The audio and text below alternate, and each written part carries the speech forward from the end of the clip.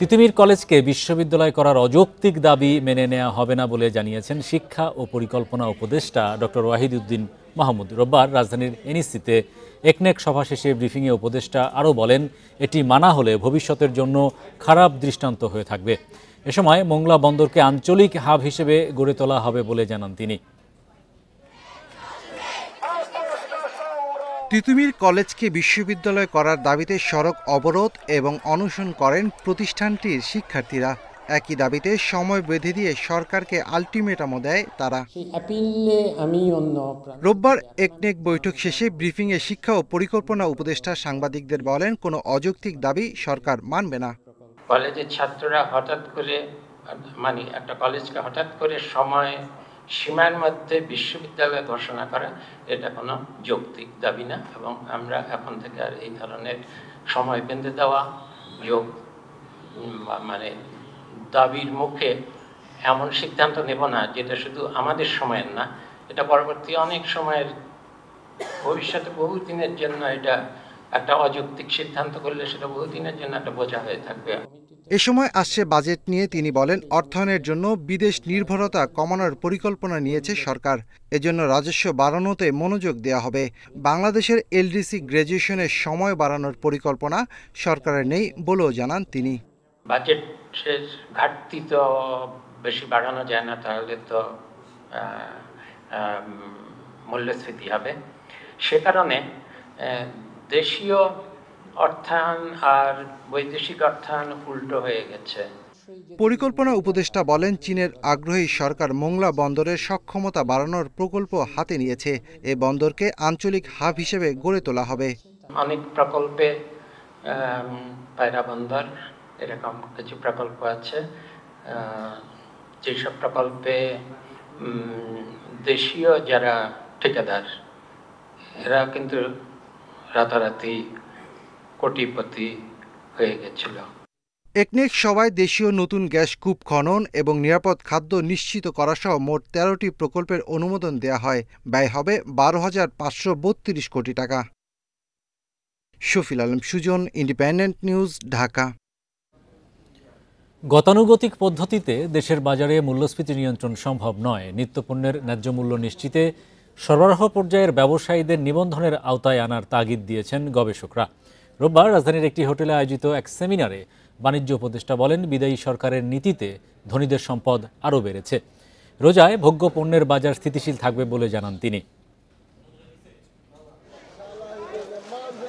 গত ২.৫ বছর ধরে দেশের বাজারে উচ্চ মূল্যস্ফীতি বহাল রয়েছে। কখনো পেঁয়াজ, আলু, কখনো ডিম, মুরগির দামে নাভিশ্বাস সাধারণ মানুষের। সরকার আমদানি শুল্ক কমিয়ে সুদহার বাড়িয়েও নিত্যপণ্যের বাজারে স্বস্তি ফেরাতে পারেনি। গবেষকরা বলছেন, বিচ্ছিন্ন পদক্ষেপে বাজার ব্যবস্থা টেকসই হবে না। মূল্যস্ফীতি কমাতে মধ্যস্বত্বভোগী সহ সবার জবাবদিহি নিশ্চিত করতে হবে। রোববার খাদ্যপণ্যের যৌক্তিক দাম নিশ্চিতে করণীয় নিয়ে সেমিনারে বলা হয়, বাংলাদেশে আমদানি নির্ভর খাদ্যপণ্যের দাম বিশ্ববাজারের তুলনায় অনেক বেশি। এছাড়া দেশের বাজারের পণ্যভিত্তিক তথ্য সরকারের কাছে নেই। প্রত্যেকের ম্যান্ডেটরি লাইসেন্স থাকতে হবে, সেটি জন্য গুরুত্বপূর্ণ, যেটা ম্যান্ডেটরি লাইসেন্সটি তিনি যেন বজায় থাকে সেটি দেখতে হবে। তৃতীয়ত যেটি দরকার সেটি হচ্ছে যে একজন ডিস্ট্রিবিউটর শুধু একজনের পণ্য সাপ্লাই করবে, বিতরণ করবে, বিক্রি করবে, এটি বন্ধ করতে হবে। সেমিনারে প্রতিযোগিতা কমিশনকে শক্তিশালী করার যুক্তি তুলে ধরা হয়। মূল্যস্ফীতি কমাতে ব্যবসায়ীদের পাশাপাশি রাজনৈতিক দলগুলোকে দায়িত্বশীল আচরণের তাগিদ দেন বক্তারা। কিন্তু এরকম অসৎভাবে প্রত্যেকটা জায়গায় চাঁদাবাজি নামে লুটপাটের এই ট্রেডিশনটা বন্ধ হওয়া উচিত। এটা রাজনীতিবিদদের পক্ষ থেকে এই কাজটা তাদের করতে হবে। ব্যাপক হারে খেজুরে ছাড় দেওয়া হয়েছে আগামী রমজানকে সামনে রেখে। সেখানে যেহেতু বিভিন্ন দামের খেজুর আছে, আমরা হিসাব করে দেখিয়েছি ৬০ টাকা থেকে ১০০ টাকা পার কেজি খেজুরের দাম কমার কথা, অথচ আমরা আজকে শুনতে পেলাম খেজুরের দাম বাড়ে। এ সময় বাণিজ্য উপদেষ্টা বলেন, স্থানীয় বাজারে চালের সরবরাহ স্বাভাবিক রাখতে আমদানিতে জোর দিচ্ছে সরকার। জানান, রমজানে তেল, চিনি, খেজুরের মতো পণ্যের সরবরাহ ঘাটতি থাকবে না। গোয়িং ফরওয়ার্ড ইন রমাদান ইনশাআল্লাহ সমস্যা হবে না, কারণ আমাদের আমদানি কিন্তু যে ভোগ্য পণ্য, এর মধ্যে যদি আপনি দেখেন চিনি, তেল, ছোলা, খেজুর, এর কোনো সংকট বাজারে নেই। উপদেষ্টা জানান, ভোগ্যপণ্যের আমদানি সহজীকরণে বাংলাদেশ ব্যাংকের মাধ্যমে একটি পুনঃ অর্থায়ন তহবিল গঠনের পরিকল্পনা হাতে নেওয়া হয়েছে। Hari Saha, independent News, Dhaka. 12 কেজির এলপিজি সিলিন্ডারের দাম 19 টাকা বাড়িয়েছে Bangladesh energy regulatory commission BERC. ফেব্রুয়ারির জন্য 12 কেজির সিলিন্ডারের দর নির্ধারণ করা হয়েছে 1478 টাকা। রোববার রাজধানীতে বিইআরসি কার্যালয়ে এক সংবাদ সম্মেলনে নতুন দর ঘোষণা করেন কমিশনের চেয়ারম্যান। আমদানি করে দেশে এলপিজির চাহিদা মেটানো হয়। প্রতি মাসে এলপিজির এই মূল্য প্রকাশ করে সৌদি আরবের প্রতিষ্ঠান আরামকো। সৌদি আরামকোর এই ভিত্তিমূল্য ধরে দেশে এলপিজির দাম সমন্বয় করে নিয়ন্ত্রক সংস্থা বিইআরসি। এদিকে ফেব্রুয়ারি মাসের জন্য প্রতি 12 কেজির সিলিন্ডারের দাম নির্ধারণ করা হয় 1478 টাকা। এর আগে জানুয়ারি মাসে 12 কেজির সিলিন্ডারের দাম 4 টাকা বাড়িয়ে 1459 টাকা পূর্ণ নির্ধারণ করা হয়। 12 কেজি সিলিন্ডার 1478 টাকা, যেটি গত মাসে ছিল 1459 টাকা, অর্থাৎ এখানে বাড়লো 19 টাকা প্রতি 12 কেজিতে। কোম্পানি বিক্রি করবে 1383 টাকায়, পাইকারি অর্থাৎ ডিস্ট্রিবিউটর বিক্রি করবে 1433 টাকায়। বিইআরসি জানায়, আমদানিকৃত কাঁচামাল প্রোপেন এবং বিউটেনের দাম বাড়ায় এলপিজির মূল্য বেড়েছে। অটোগ্যাসের দামও বাড়িয়েছে বিইআরসি। ফেব্রুয়ারি মাসে ভোক্তা পর্যায়ে 89 পয়সা বাড়িয়ে অটোগ্যাসের মূসক সহ দাম প্রতি লিটার 67 টাকা 74 পয়সা নির্ধারণ করা হয়েছে। Amirul Islam, independent News, Dhaka. রাজস্ব আদায়ের লক্ষ্যমাত্রা ছাড়িয়েছে সাতক্ষীরার ভোমরা স্থলবন্দর। চলতি অর্থ বছরের প্রথম 6 মাসে 100 কোটি টাকারও বেশি উদ্বৃত্ত রাজস্ব আদায় করেছে সরকার। বন্দরের অবকাঠামো সুবিধা বাড়ানো হলে কয়েক গুণ রাজস্ব আদায় সম্ভব বলে মনে করছেন সংশ্লিষ্টরা। গত বছরের 29 আগস্ট সব পণ্যে আমদানির অনুমতি মেলায় ঘুরে দাঁড়িয়েছে সাতক্ষীরা ভোমরা স্থলবন্দর। আমদানি রপ্তানি বেড়েছে অনেক গুণ। আগে রাজস্ব আদায়ের লক্ষ্যমাত্রা পূরণ না হলেও এখন বাড়তি রাজস্ব আদায় করছে শুল্ক বিভাগ। এনবিআর থেকে সব পণ্যের অনুমতি মেলায় বন্দর দিয়ে আমদানির প্রবণতা বেড়েছে বলে জানিয়েছে ব্যবসায়ীরা। ভোমরা স্থল বন্দরের আমদানি অনেক বেড়ে গেছে বিগত বছরের তুলনায়, এবং আমদানিকারকরা অনেক উৎসাহিত হয়েছে ভোমরা পোর্ট দিয়ে। আমাদের অল আইটেম চালু করে দেওয়ার পরের থেকে আমাদের বর্ডার পোর্টের থেকে বিভিন্ন ধরনের মাল আমদানি শুরু হয়ে গেছে এবং পোর্টের অবকাঠামো উন্নয়নও চালু হয়ে গেছে। ভোমরা স্থলবন্দরের অবকাঠামোর উন্নয়ন না হলে ব্যবসা বাণিজ্যের সম্প্রসারণ সম্ভব নয় বলে মনে করেন ব্যবসায়ী নেতারা। এখানে ওয়্যার হাউস থাকলেও সেটা চালু হচ্ছে না, পণ্য আমদানি করা যাচ্ছে না। একটি কারণ, এখানে পণ্য খালাসের উন্নত যন্ত্রপাতি নাই। তবে বন্দর কর্তৃপক্ষের দাবি, উন্নয়ন প্রকল্পের কাজ শেষ হলে ব্যাপক সক্ষমতা বাড়বে স্থলবন্দরের। এই সমস্ত অধিগ্রহণ কার্যক্রম শেষ হলে নতুন জায়গাতে প্রয়োজনীয় সংখ্যক উন্নত মানের ওয়্যার হাউস, আন্তর্জাতিক passenger terminal, parking yard, transshipment yard ইত্যাদি নির্মাণ করা হবে এবং এতে বন্দরে আমদানি রপ্তানির পরিমাণ আরও বৃদ্ধি পাবে। জুলাই থেকে ডিসেম্বর পর্যন্ত 505 কোটি টাকার রাজস্ব আদায়ের লক্ষ্যের বিপরীতে আদায় হয়েছে 604 কোটি টাকা। Independent news. জিপিএইচ ইস্পাতের ফ্ল্যাগশিপ ইভেন্টে মহারাজ দরবার 2024-এর মূল পর্ব অনুষ্ঠিত হয়েছে। সম্প্রতি এক অনুষ্ঠানের মাধ্যমে প্রতিষ্ঠানটির চ্যানেল পার্টনারদের বাৎসরিক পারফরমেন্সের ভিত্তিতে বিশেষ সম্মাননা দেয়া হয়। বিশ্বসেরা কোয়ান্টাম স্টিলের বাজারজাতকরণ ও বাজার সম্প্রসারণ সহ বিক্রির ধারাবাহিক সাফল্য ধরে রাখায় তাদের সম্মাননা দেওয়া হয়। এ সময় সেরা 10 জনকে মহারাজ সম্মাননা এবং পরবর্তী সেরা 10 জনকে মহাবীর সম্মাননা দেওয়া হয়। এছাড়াও প্রথমবারের মতো বিভাগীয় পর্যায়ে 18 জন চ্যানেল পার্টনারকে বীর প্রতাপ উপাধিতে সম্মানিত করা হয়। চ্যানেল পার্টনারদের সন্তানদের জিপিএ 5 সম্মাননা এবং তাদের মায়েদের কৃতি মা সম্মাননা দেওয়া হয়। 2 দিনের এই অনুষ্ঠানে বিভিন্ন গেম শো ও সাংস্কৃতিক অনুষ্ঠানেরও আয়োজন করা হয়। দেশের বাজারে স্বর্ণের দাম বাড়ানো হয়েছে। 22 ক্যারেটের 1 ভরির দাম 2099 টাকা বাড়িয়ে 1,44,890 টাকা নির্ধারণ করা হয়েছে, যা দেশের ইতিহাসের সর্বোচ্চ। শনিবার এক সংবাদ বিজ্ঞপ্তিতে এ তথ্য জানিয়েছে বাংলাদেশ জুয়েলার্স অ্যাসোসিয়েশন বাজুস। বিজ্ঞপ্তিতে বলা হয়, স্থানীয় বাজারে তেজাবি স্বর্ণের দাম বাড়ার কারণে নতুন মূল্য নির্ধারণ করা হয়েছে। নতুন দাম অনুযায়ী প্রতি ভরি 21 ক্যারেট স্বর্ণের দাম নির্ধারণ করা হয়েছে 1,38,300 টাকা।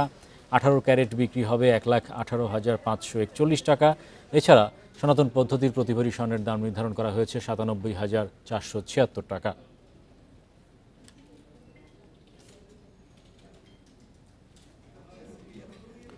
কৃষিকাজের জন্য বিভিন্ন সমন্বিত যন্ত্র উদ্ভাবনের পর সেগুলো মাঠ পর্যায়ে পৌঁছে দিতে বিশেষ উদ্যোগ নিয়েছে বাংলাদেশ ধান গবেষণা ইনস্টিটিউট ব্রি। এরই মধ্যে এসব বড় যন্ত্রের যন্ত্রাংশও বেসরকারি উদ্যোক্তাদের মাধ্যমে উৎপাদন শুরু হয়েছে। দেশীয় কৃষি যন্ত্র 30 ভাগ কম দামে কেনা যাবে বলে জানিয়েছেন কর্মকর্তারা। বেশ কিছুদিন ধরেই কৃষি শ্রমিক সংকটের কারণে ব্যাহত হচ্ছে ধান রোপণ, কাটা, মারাই সহ বিভিন্ন কার্যক্রম। যথাসময়ে বিভিন্ন ধাপ শেষ করতে করোনার পর থেকে কম্বাইন্ড হারভেস্টর, অটো সিড সোয়ার মেশিন, চপার মেশিনের মতো যন্ত্র 70% ভর্তুকিতে দিচ্ছে কৃষি বিভাগ। তবে ভর্তুকির পরও আমদানি করা এসব যন্ত্রের দাম 10 থেকে 40 লাখ টাকা পর্যন্ত। যন্ত্র স্থানান্তরেও গুনতে হয় বাড়তি ভাড়া। তাই দেশেই কৃষি যন্ত্রপাতি তৈরির উদ্যোগ নিয়েছে সরকার। 30% মিনিমাম কস্ট আমাদের রিডাকশন হবে আমরা যদি ইনপুট থেকে আমাদের দেশীয় প্রোডাকশনের মাধ্যমে আমরা কাজটা করতে দিই। যান্ত্রিকরণের মাধ্যমে একটা অভূতপূর্ব বিপ্লব করতে পারবে। বেসরকারি উদ্যোক্তাদের মাধ্যমে তৈরি করায় যন্ত্রের দাম কমেছে 25 থেকে 30 ভাগ। দেশে তৈরি হচ্ছে বড় যন্ত্রের যন্ত্রাংশও। নেওয়া হয়েছে মোবাইল অ্যাপের মাধ্যমে বিক্রয়োত্তর সেবার উদ্যোগও। টার্গেট হচ্ছে একটা কস্ট এফেক্টিভ মডেল ডেভেলপ করা, যেটা বিদেশ থেকেও অনেক মেশিন আমরা আনার পরে দেখলাম ব্রি যে মডেলটা ডেভেলপ করেছে এটা অনেকটা কস্ট এফেক্টিভ এবং এটা ট্রান্সপোর্টেবল। স্পেয়ার পার্টসের জন্য আর বিদেশ যাইতে হবে না।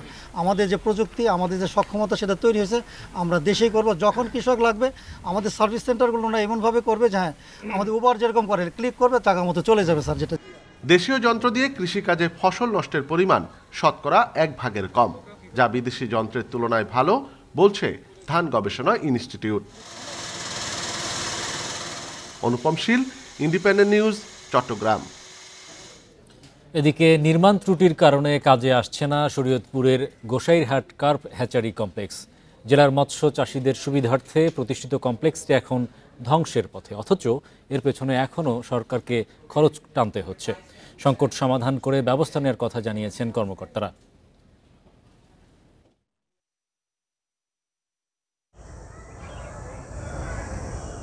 2019 সালে শরীয়তপুরের গোসাইরহাটে 6 একর জমিতে গড়ে তোলা হয় কার্প হ্যাচারি কমপ্লেক্স, কিন্তু প্রতিষ্ঠার পর থেকে উৎপাদনে যেতে পারেনি এই প্রতিষ্ঠান। আধুনিক সব সুবিধা থাকার পরও চালু করা যায়নি এই হ্যাচারি, আর দীর্ঘদিন বন্ধ থাকায় নষ্ট হচ্ছে যন্ত্রপাতি। স্থাপনা ব্যবহার হচ্ছে কর্মচারীদের ব্যক্তিগত কাজে। হ্যাচারি থেকে এখানের মৎস্যজীবী যারা উদ্যোক্তা আছে এখান থেকে কোনো ফ্যাসিলিটি পায়নি। আমরা দেশের বিভিন্ন জায়গা থেকে রেণুপোনা সংগ্রহ করি। এটা একটা রেণুপোনা উৎপাদন কেন্দ্র থাকা সত্ত্বেও উৎপাদন হইতেছে না। পোনা উৎপাদনে 24,000 বর্গফুটের 3টি ও 15,000 বর্গফুটের চৌবাচ্চা রয়েছে 4টি।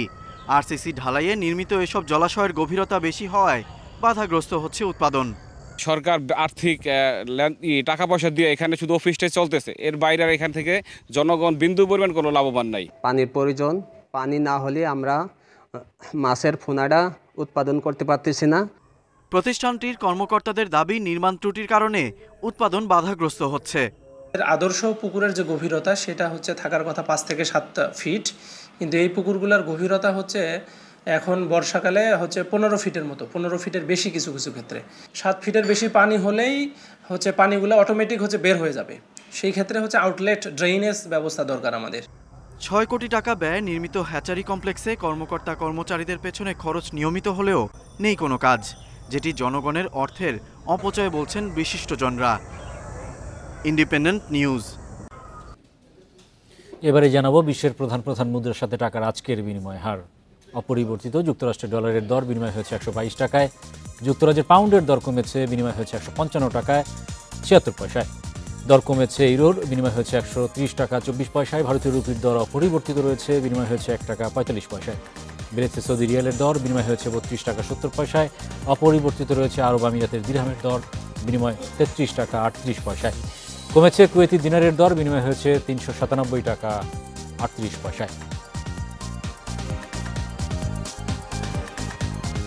এই ছিল আজকের অর্থনীতি সারাদিনে। ইন্ডিপেন্ডেন্টের বিষয়ে সব জানতে চোখ রাখুন ফেসবুক, ইউটিউব এবং এক্সে। আমন্ত্রণ আমাদের পরের আয়োজনে।